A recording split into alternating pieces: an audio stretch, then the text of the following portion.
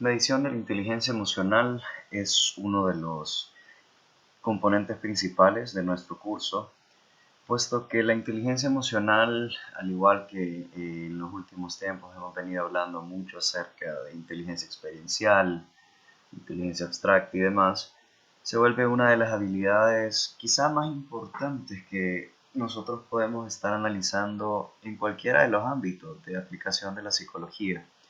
En el caso específico de nuestro curso, me gustaría que lo viéramos un poco más a nivel de psicología clínica y de por qué nosotros lo estamos midiendo.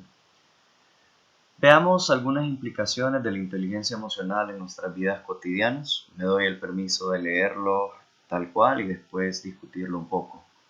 Los hechos, significados, certezas, relaciones de la inteligencia emocional son aquellos que existen en el dominio de las emociones.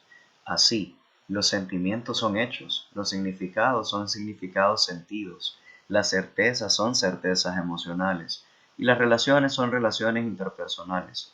Los problemas que resolvemos son problemas emocionales, es decir, los problemas según los sentimos. Ahora hay que tener mucho cuidado de no caer solo en un romanticismo y pensar que bien, todo depende de cómo lo percibimos o todo depende de cómo lo veamos, puesto que no es cierto. Sin embargo, no podemos sacar los procesos afectivos o más bien los estados afectivos de absolutamente todo lo que nosotros hacemos en nuestra vida cotidiana.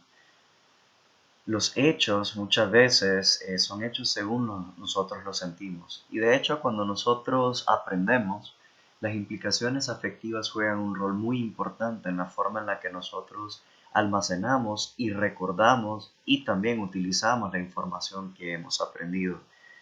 Lo que pretendo decir es que es bien difícil que nosotros desliguemos las emociones de absolutamente todo lo que nosotros pensamos, sentimos, de nuestras relaciones interpersonales, también pensamos y sentimos de nuestra vida en general.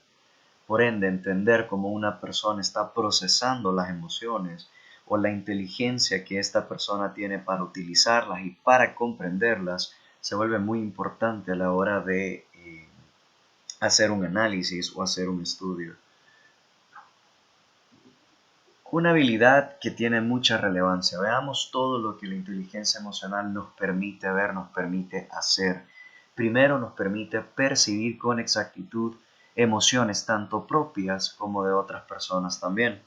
Y percibir con exactitud se vuelve algo muy importante, puesto que dejar las cuestiones a la deriva o suponer mal o malinterpretar las emociones, las intenciones de otros individuos nos puede llevar a tener muchas dificultades al momento de interrelacionarnos con otros.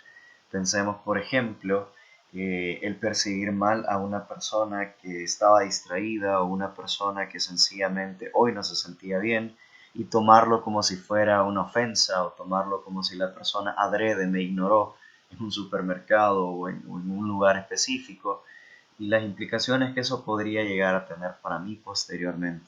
Segundo, valorar y expresar las emociones, insisto, tanto propias como de otros, y es importante que nosotros sepamos que la expresión de nuestras propias emociones es igual de importante que la expresión de nuestras ideas y la forma en la que nosotros nos comunicamos. Si yo no sé expresar bien lo que siento, probablemente una persona nunca va a lograr entender o va a lograr ajustar la forma en la que me está tratando o la forma en la que en general conducimos nuestra relación interpersonal. Tercero, acceder o generar sentimientos que faciliten el pensamiento y también la comprensión emocional. Este acceso a información y la comprensión de la información emocional es muy importante. Generalmente nosotros nos damos cuenta que no tenemos en nuestras aulas de clase, no tenemos mucha formación en cuanto a emoción, en cuanto a inteligencia emocional se refiere. La comprensión emocional y el acceso a esta generalmente se vuelve una cuestión casi que de sentido común. Sin embargo, el sentido común no es tan común como nosotros quisiéramos en todo momento. Cuarto, conocimiento emocional. Este conocimiento emocional, en otros sobre todo, se vuelve muy importante en las relaciones interpersonales también, porque me ayuda a determinar o a detectar cómo se siente una persona en un momento dado, a pesar de que no lo haya dicho, a pesar de que no lo haya expresado. Me ayuda a ver cómo la persona se siente en ese momento y me ayuda en procesos, por ejemplo, de empatía, que como psicólogos sabemos que es de mucha relevancia no solamente para nuestra profesión, sino para nuestra vida en general. Por último, regular emociones para promover el crecimiento intelectual y emocional. La inteligencia emocional y la forma en la que percibo el mundo también juega un rol muy importante en mi crecimiento intelectual, no solo intelectual emocional, sino también en crecimiento intelectual, ya sea de cualquier otra teoría que nosotros veamos. El hecho de tener estabilidad emocional me permite desde prestar mejor atención hasta saber almacenar y utilizar mejor cualquier tipo de información que nosotros adquirimos a lo largo de nuestra vida. Las áreas de la inteligencia emocional que nosotros estaremos viviendo a través del mes KIT en el coeficiente intelectual emocional es una inteligencia emocional experiencial y una inteligencia emocional estratégica.